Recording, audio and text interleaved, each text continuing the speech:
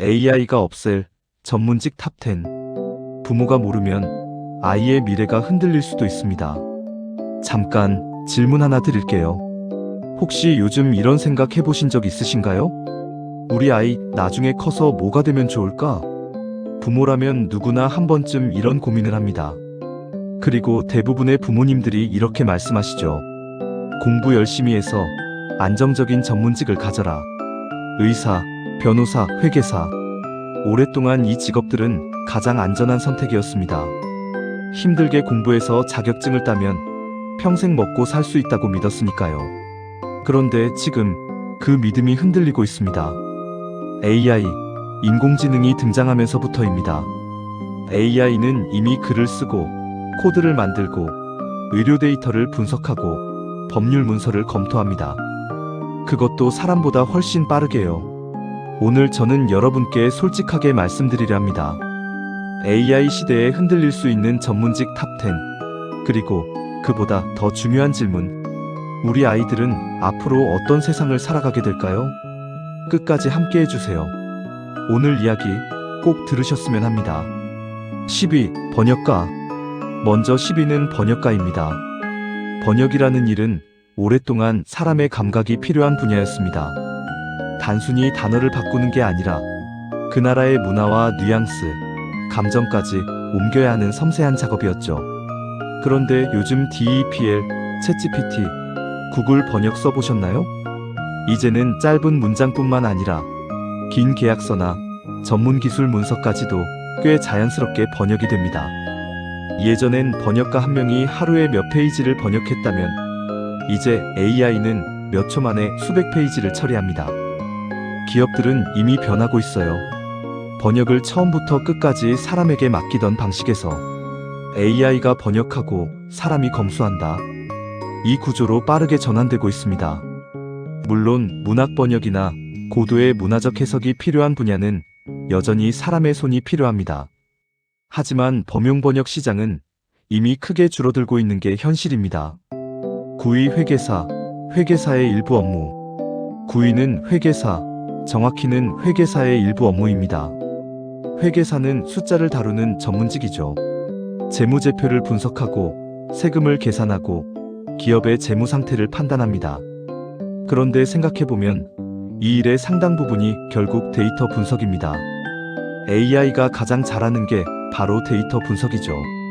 이미 많은 회계 프로그램들에 AI 자동화 기능이 들어가 있고 단순 계산이나 분류, 오류 검출 같은 작업은 AI가 훨씬 빠르고 정확하게 처리합니다. 그렇다면 회계사가 완전히 사라질까요? 그렇지는 않습니다. 대신 앞으로의 회계사는 단순 계산을 하는 사람이 아니라 기업 전략을 조언하는 컨설턴트로 역할이 바뀌어갈 가능성이 큽니다. 변화가 필요한 직업인 건 분명합니다. 8위, 법률 보조 직무. 8위는 법률 보조 직무입니다. 이른바 패럴리걸이라고 불리는 역할이죠. 법률 분야는 어떨까요? 변호사 선생님들은 안심해도 될까요? 일단 변호사 자체가 사라지지는 않을 것 같습니다.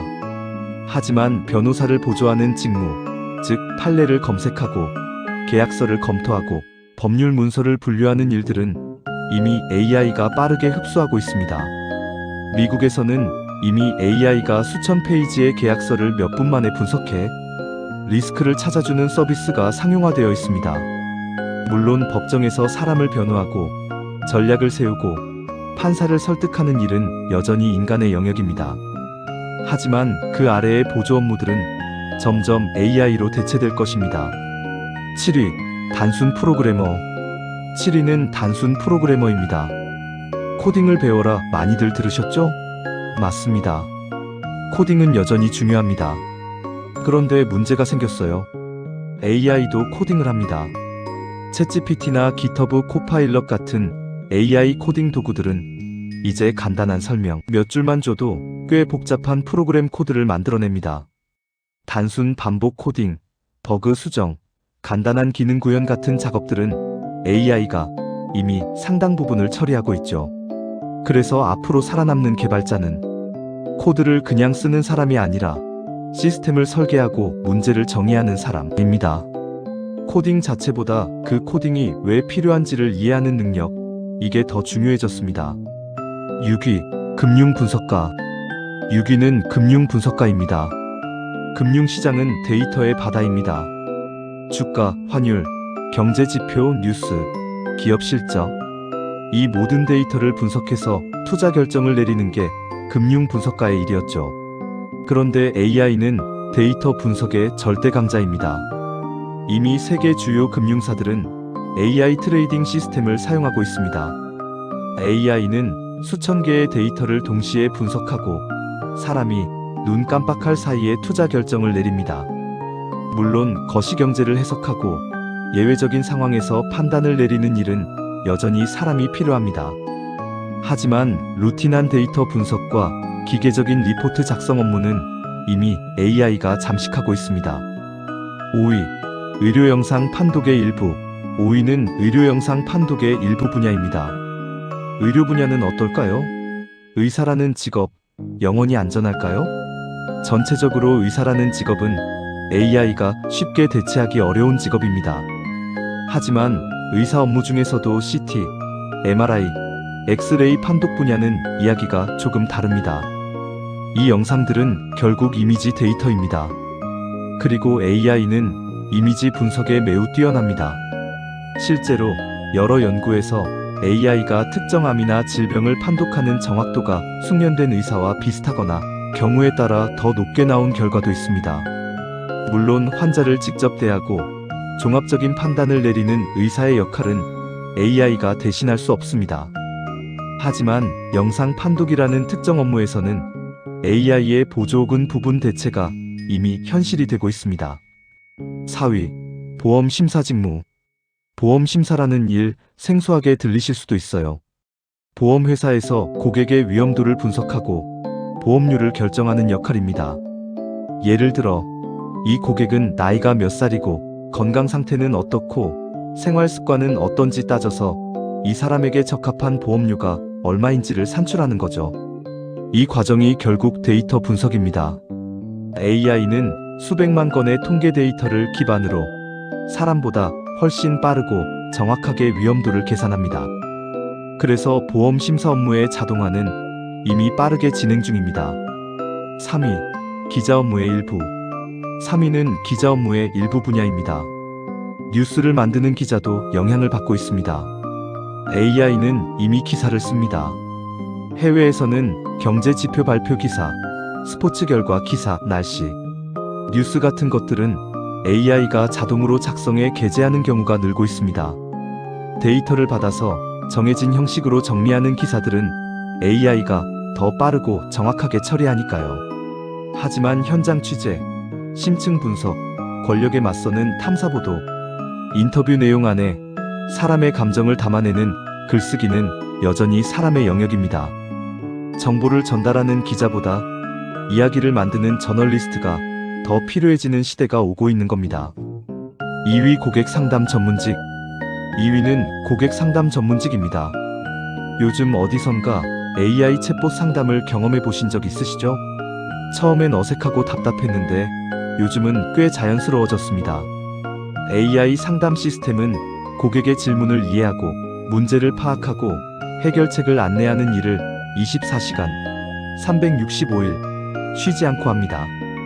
피곤하지도 않고 실수도 줄어들고 비용도 훨씬 저렴하죠. 단순하고 반복적인 상담 업무는 이미 AI가 상당 부분을 대신하고 있습니다. 물론 감정적으로 힘든 고객을 달래거나 복잡한 민원을 처리하거나 진심 어린 공감이 필요한 상황은 여전히 사람이 필요합니다. 하지만 그 경계도 점점 좁아지고 있습니다. 1위, 단순 데이터 분석가. 그리고 드디어 1위입니다. 조금 아이러니한 직업인데요. 1위는 단순 데이터 분석가입니다. 아이러니하죠?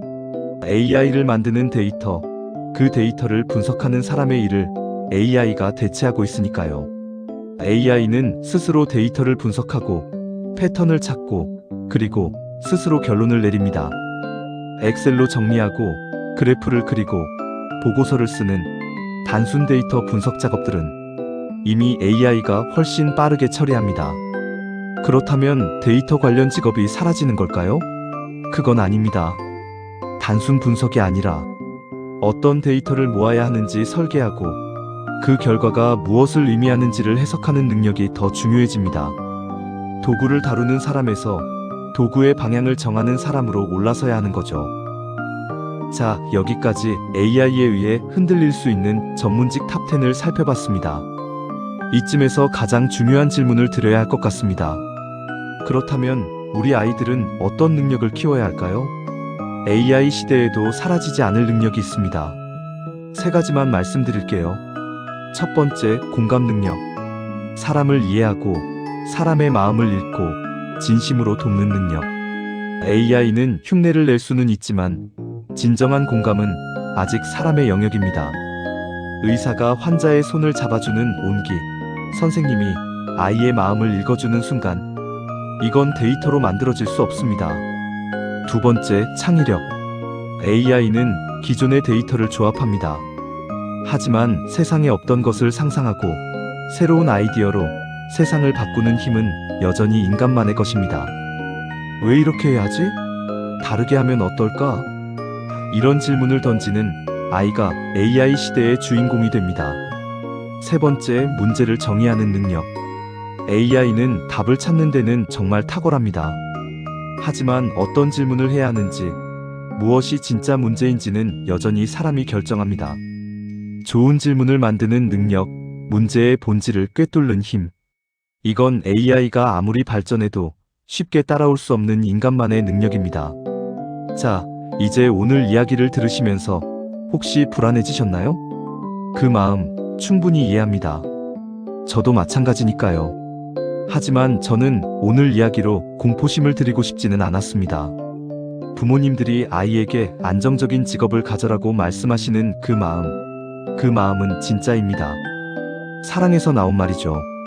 하지만 앞으로의 세상에서는 안정적인 직업을 찾는 것보다 변화에 적응하는 능력이 더 중요합니다. 우리 아이들이 살아갈 세상은 우리가 살았던 세상과 많이 다를 겁니다. 어쩌면 지금 존재하지 않는 직업이 가장 중요한 직업이 될 수도 있습니다. 그래서 부모로서 해야 할 가장 중요한 일은 아이에게 직업을 정해주는 것이 아니라 스스로 생각하고 새로운 길을 찾는 힘을 키워주는 것일지도 모릅니다. AI 시대에 우리 아이들에게 가장 필요한 능력이 뭐라고 생각하시나요? 여러분의 생각이 궁금합니다. 지금까지 영상을 시청해주셔서 감사드리며 구독과 좋아요도 부탁드립니다. 감사합니다.